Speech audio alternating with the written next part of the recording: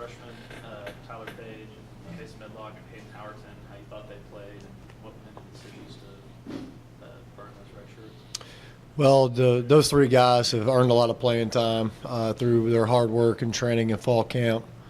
We just felt like those guys would give us the best chance to win, and we wanted to play them early and get them some experience so that, throughout the course of the year they're ready to go, that they're not just coming out there, fresh, I guess, and in the middle of the season and not ready from a standpoint of getting reps and getting some experience built up. But I thought they did okay. They made some freshman mistakes, sure, but from a standpoint of that was their first college football game, I thought they did really well. So what makes you more proud of the offensive line? The one quarterback Hurry allowed the 240 rushing yards blocked for? Well, I told y'all going into the game that was very, very excited about those guys up front. Did they play perfect? No, but they played exceptionally well. I think a lot of it with the hurry, the lack thereof hurries was just their defensive scheme. They were only rushing three guys, so I don't want to put the cart before the horses just yet on that, but. I am still very excited about what we got going on up front with our offensive line, and then the rushing the football. That was our number one goal going into that game. Again, they got a three-man front, six guys in the box. We got to be able to run the football, and really challenge them and our running backs as well to do just what we did. And I thought those guys took a lot of pride in their preparation. They really got themselves ready to go. And we were able to run the football at will like we wanted to. What have you seen from UNT's defensive scheme in that first game of the season? I've seen a lot. We watched their game from last week. We watched a lot of what they did last year. Defense coordinators knew. So, it's kind of one of those things where, did they show a lot of things that, they did last year, and they're going to have a whole nother plan for us. So it's kind of one of those first games again, so to speak. I know Lamar had a lot of things going on, a lot of things on their mind going into the game, and so we'll see. We got a good plan already. I feel really good about what we did yesterday and today already as a staff from a base game planning standpoint. And we'll have to treat it in the game like it's the first game and see if there's anything adjustments-wise we need to make throughout the course of the game, and really just staying patient and seeing what they're gonna do to us. You've been with Chad since his time at Clemson. How have you seen him evolve as a coach since that time? Oh man, that's a good question. He's always been Coach Morris. He hasn't changed in terms of him as a person.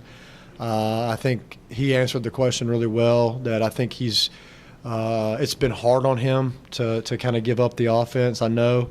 But like he said, he's still around. He still helps game planning when he can. And I appreciate that, because I know he brings a lot of knowledge from an offensive standpoint. But I've seen him really, really focus on the culture more so. And I think, that word gets thrown out a lot this day and age in college football. I think a lot of people talk about it, but I think we really are about it.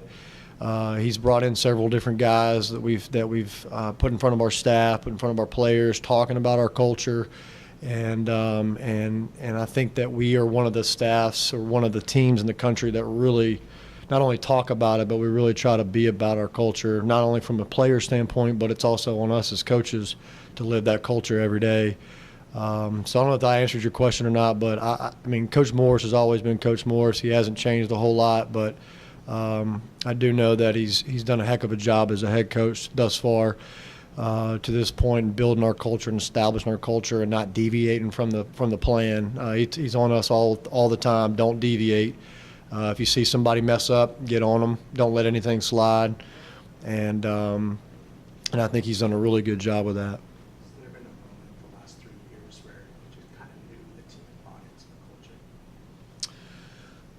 Yeah, there was a particular moment actually last year going into fall camp where we had a long meeting one night where we had a lot of guys get up and talk, and a lot of our players get up and talk, and that at that moment right there, I felt like that night we had turned the corner. Even though we went 5-7 last year, I thought that night really did really stands out to me, and I think if you ask any of other coaches, they would say that same thing, that you really saw our culture coming out in our kids, and that they really found out that they really bought into what Coach Morris had been preaching in a year and a half leading up to that night.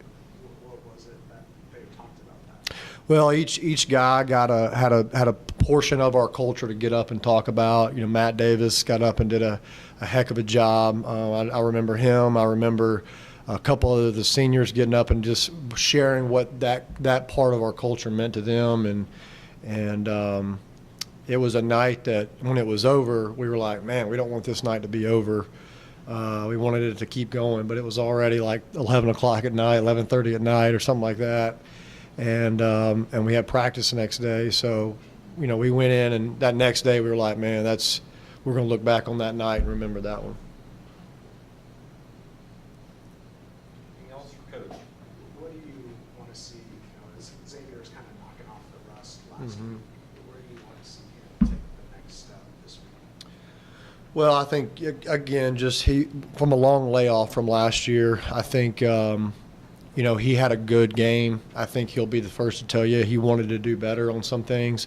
And some things wasn't his fault. You know, some things we had to run through that was on the offensive line, and then we thought he wasn't patient on one play where we found out, looking back at the film, that he was patient. So just getting back in a rhythm, just getting the feel for it. I mean, when you miss a whole year, you can practice all you want to, you can rehab all you want to, but until you actually get out there and start getting back to it, you really don't know what you got. But I was just pleased, and too with him, you know, it's a mental thing with his hamstring. You know, just, you know, when you're a sprinter, I wasn't a sprinter, but I guess when you're a sprinter, that's always in the back of your mind that could happen, and just from a mental standpoint, not mental toughness, but just that mental block, so to say, that thing could still happen any moment, and he don't want to miss any more time.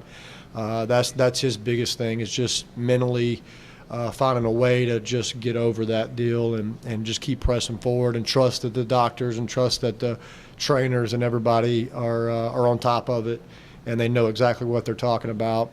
And just getting through that. I think that's the biggest thing I want him to see him do, because he's fine. You know, like I said last week, he's 100% ready to go. It's just that mental part of it that's really tough on him. But you know, I think I would be the same way. You know, if I missed a whole year, when you're a competitor like he is, that's hard. You don't want to do that. You don't want to miss a whole nother year. And so just getting through that mental block, I think, is the biggest thing for him. All right, thanks, guys.